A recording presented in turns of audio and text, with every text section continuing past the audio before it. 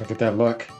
Guys, this is going to be an interesting video, and I see that it's blowing up. I was like, why does he have 840 likes? Turns out he called out Jez for some stuff. This is going to be a long one. And there was a leak with the Xbox, which we know about with the 300 million loss. Thought he was doing something on that yesterday. So there's a lot to talk about here. We got his point of view to get into. Let's get into this, y'all. Here we go. This is going to be an interesting beef. Hey there, gamers. Dreamcast Guy here. Today we're talking about Xbox because a couple hours ago, Bloomberg actually posted a top secret report. Bloomberg actually got access to a bunch of different high-up executives at Xbox and asked them about the very bad changes happening to Game Pass, because in the last 72 hours, we've been talking a lot on this channel about how bad they're trying to butcher Game Pass. They're cutting features, they're reducing discounts, they're actually almost doubling the price of Game Pass month by month, but worst of all, there is talks and internal testing right now that they're about to put commercials on your Xbox. Literally, while you're trying to play it, it will pause the game and show you an ad. Or even when you're booting the game up, you gotta watch a literal 2-minute ad break for like a Whopper Jr. But I want to talk about this because the leaks from the Xbox employees show the fact that, honestly, I do think this is the end. I do think that very soon here, every Xbox studio, the Xbox console, they're all about to be gone. And I don't think it's because the games are bad. I don't think it's that they're making bad decisions. It's honestly that Microsoft expects the impossible. But let me break down the math, because honestly, their leaks are crazy. Also, this video is going to end with me making fun of some old Xbox fanboy tweets, because they're definitely not aging the best. But let's get into it. Hi, hope you're having a great day, and if you could please... Here's my thing. Like, I like Jez too. I think Jez is actually a good person, deep down inside, an introvert, whatever the hell is going on. I don't think that, and I read a little bit into it, I don't think that he really is still holding on to their point of view, and he's not a bad person. That's just my thought. I wanted to put that in the air, but let's continue though, because this is about to be an interesting video. Give this video a like and subscribe if you haven't already. I have to admit that it's been very crazy covering and watching this kind of unfold. The fact that literally Xbox Game Pass getting community noted for literally lying about how bad this is. Being like, oh, we're just changing things up. We're just trying new things. Oh God, look at this. The console wars in the present day are so funny because it's just Sony and Nintendo pretty much doing their own thing at this point, and Microsoft is repeatedly shooting itself in the foot and stepping on rakes about 20 times a day. Now, yeah, we know Alex does a good job at displaying that, don't we? Oh, the whole idea of Game Pass, and the reason I feel like it's become more and more off-putting, is that they're trying to do such a unique beast, which is that obviously, when it comes to most companies, even if it is like Ubisoft, Nintendo, Sony, anybody, they're doing the classic business model, right?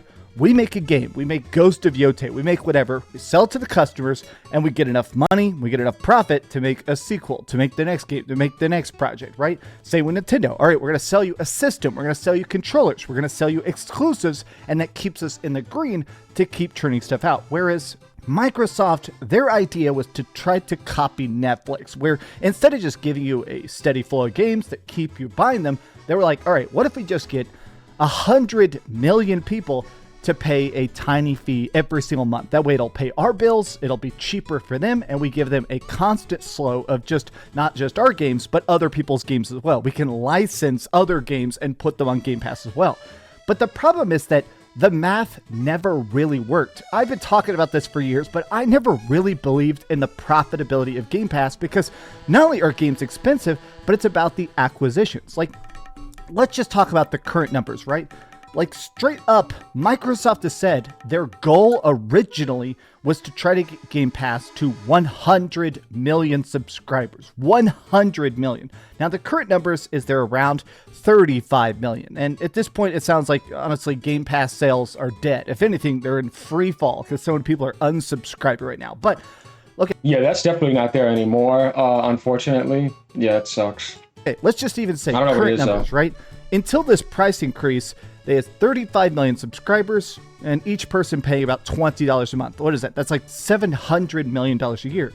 Just on paper, $700 million a year, that's not bad. That could actually fund a couple big AAA games every single year. The problem in my mind is the acquisitions. It's the fact that, honestly, these full-page ads, all this kind of stuff, I just feel like there's no way they're actually going to break even on top of the constant buyouts. I've seen... Yeah, Nadalia doesn't want to lose any more money, period. He wants a rich royal company. Sucks. A lot of people actually even like basically saying, screw modern games, I'm just going to go back to retro. I'm tired of subscriptions. I'm tired of always online content. I'm tired of free to play garbage that gets deactivated the second you start enjoying it. I'm seeing a ton of people straight up say, I'd rather go back. I'd rather play emulators. I'd rather play retro games upscaled than new current day slop.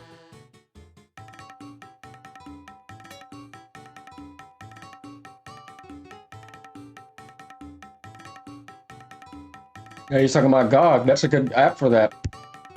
But here is the real kicker. This is the leak that a lot of people are sort of reacting to because it is kind of bizarre. The acquisitions of it. So Microsoft's idea is that obviously Microsoft, they have $3 trillion with a big old T, right? So their idea was, okay, there is a stagnation in the growth of Game Pass. What if we could jumpstart that with buyouts? What if we could just keep purchasing stuff and purchasing stuff? Let's buy Bethesda. Let's buy Doom. Let's, of course, buy Call of Duty. Let's buy Activision Blizzard. This is nearly $100 billion of acquisitions they spent in about 5 years, right?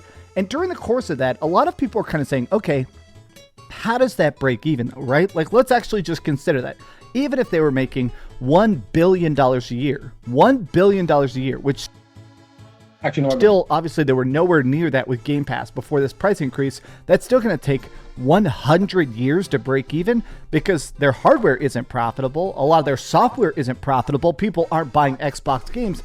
It was just very obvious to me and very obvious to a lot of people, in my opinion, that it just was never actually going to work out. But now, apparently, this is the thing.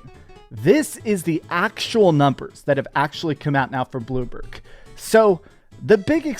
Yeah, like, you know, it's like you said, like if you try to put that in its own world, like PlayStation has PlayStation Plus going over premium on its own ecosystem on its own, no, it just collapses immediately. So how are you getting back that 69 billion? You know what I mean? Plus, like, whatever else they need to do that they're losing money on by consistently after that putting day one games on there that cost 150 to 200 million, it's impossible. Then they get you this revenue number, and it's like, no. Show me the profit and the loss of all these first-party games and all that, but you're not going to get that. So behind the scenes, then Natalia was like, this is not working. Natalia was like, how's this going to work for me? You know what I mean? When he's winning and making it the richest, that to his pride, I'm telling you, that's not working anymore. He will never have that again. Everything's going to be luxurious and rich, and he's getting his bonuses. You're not interfering with it. He wants to see a winning aspect. He's not in last place as they did that, and he's going to punish and finish it off because of that, because it's just not working with his bigger AI scheme that he wants to promote against, you know, his competitor Jensen. That's the real picture, y'all. Experiment was last year. They said, okay, Xbox Game Pass, we're increasing the price, but when we do it, the new Call of Duty is going to launch day and date.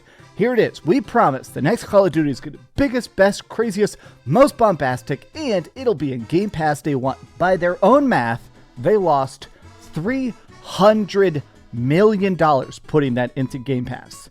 Now, if we're using that original number, $700 million made on Game Pass every year, they lost the amount of money that Game Pass practically made. They lost about 50% of their total Game Pass profit from just last year instantly because of one game.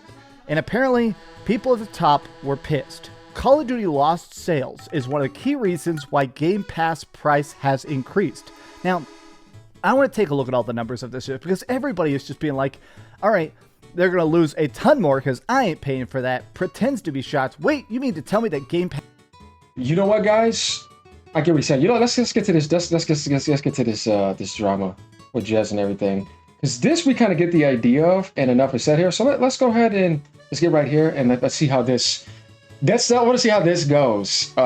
So here we go, y'all. Affect the casual consumers, the very boring people that maybe don't understand business mergers and FTC hearings and stuff, right?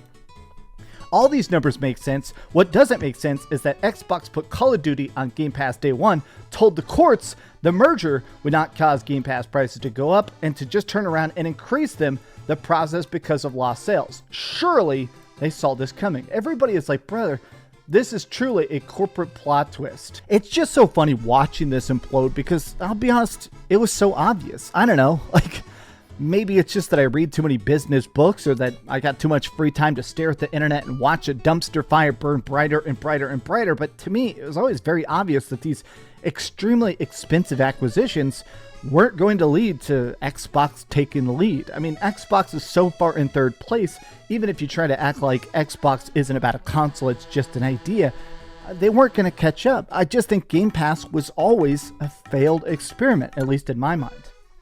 All right, I want to end with this tweet here, which is, this is Jez Corden, one of the very biggest Xbox writers. In my opinion, one of the biggest.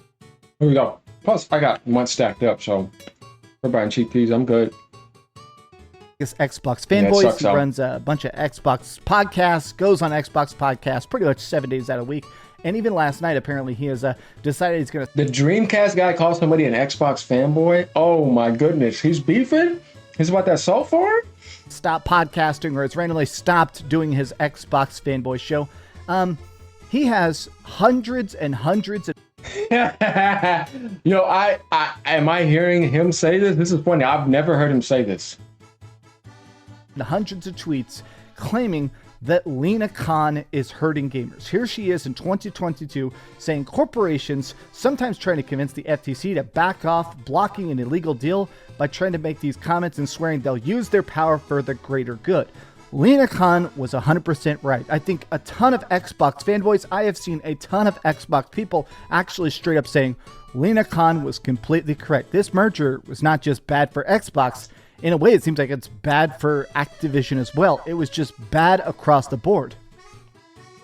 Yeah, of course. But people thought that there was going to be something better. Like I said, we all wanted that Activision deal to happen, hoping that it would be better, not expecting, what's-his-face to appear on a white horse and, everything's all better, but at least better than what that sexual harassment hellhole was in. So you had to get out of that. Somebody had to clean up the mess. It just wasn't looking good. Microsoft came, and obviously now we see the result of that. So he was probably pushing for something that he thought at that time would have been that. But I'm telling you, Jez is not in the same mindset now. That's just my mental clarity on it. Because I think when we look at things now, even if that did win, does Activision really get that much better with Kotick still staying in there? Not necessarily. It is a double-edged sword. And I understand what they're saying by Microsoft didn't really make things that much better. Things are getting ruined. Look at the price of Game Pass. Yeah, it's all bad no matter what. So at the end of the day, yeah, it's one of these touchy subjects. You know how I am when I come with the equilibrium. I'm just going to say we need to wait a little bit longer. I don't think Jez is a bad person, and he wouldn't just say that to kind of just beat down everything she said. He probably had a good reason thinking that maybe something positive was going to happen out of it, but it didn't.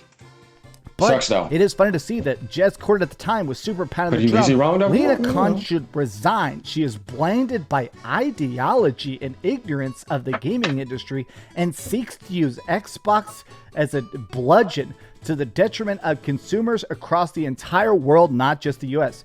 Jez Corden made multiple, I think he wrote 25 articles on his website, basically being like, look, it is for the good of all gamers. The whole world wins if Activision Blizzard gets bought by Microsoft. That Xbox winning means everybody winning. That's what they kept saying. Satya Nadella kept saying, we want competition. Let us have competition. If Activision is doing this, if Nintendo is doing this, if Sony is doing this, let us do this big buy. Let us try to catch up. And it's funny that literally so many of these tweets, antitrust laws don't let us turn a blind eye to illegal mergers just because firms promise some unrelated social benefits. Our role is to serve as law enforcers to block unlawful activity, not as deal makers who accept reduced competition in exchange for unrelated benefits. Please resign. You're harming consumers. Now I'll give credit. Jez Corden, he has eaten crow. I'm not pretending this is the current frame of mind of Jez Corden. Jez Corden himself has not only basically stopped championing Xbox in the same way as of 72 hours ago, but he has even publicly stated that he has left Game Pass, that he has unsubbed from Game Pass. It's wild, man. Yeah, I mean, he said it happens. He's a good human being, a bit introverted, but Yeah, we're seeing stuff where other people you wouldn't think. Like I've seen some people that would post nothing but positive Xbox stuff. Even at times I'm like, okay, man, you're kind of glazing. Even they're saying that. I'm like, okay, well, yeah. When it gets to that point, then it's like it's pretty obvious. I do truly think this is the end of Xbox. I do think that very Hopefully not. soon, I would guess by May of next year, I think they're going to start selling off studios. I do think that straight up, we're going to start to see them breaking off chunks. I do think they're going to break off and try and sell Call of Duty as a chunk. They're going to try and break off like id and Doom and sell that as a chunk. They're going to try and break apart a lot of their Ubisoft deals. I do think that a lot of these contracts, a lot of these deals, a lot of this business, it's not just over. At this point, I think Microsoft is looking for an exit strategy. I truly do Yeah, not believe sure. there will be a next gen Xbox. Or if it is, it's not going to be made by Xbox. It's going to be like that Asus ROG Ally. Another company will produce the next Xbox and it'll just have an Xbox sticker slapped on a micro PC. But how do It's going to be the same argument again because Nadali is done with consoles, as I told people. You smashing that into the ground. You can have an OEM model and put an Xbox sticker on there if you want. If you want to call it that, I don't care though. I'm not losing any more money, and this is over with. you guys feel about it? Does So let me know what you guys think about this. We see that there was a little bit of a call out on Dreamcast guy. He mentioned fanboy a couple times. Didn't expect that to happen, but we know the situation with Jez. As I've explained my end, Dreamcast guy even said some things at the end. But it's interesting how this happens. Then he thinks that Microsoft is going to be selling off studios and that they're exiting out and that they're done, but they're finding a way to kind of slippery slope it in a way. So interesting stuff here. Let me know what you guys think. All right, leave a comment. Peace out. Have a great day. Later.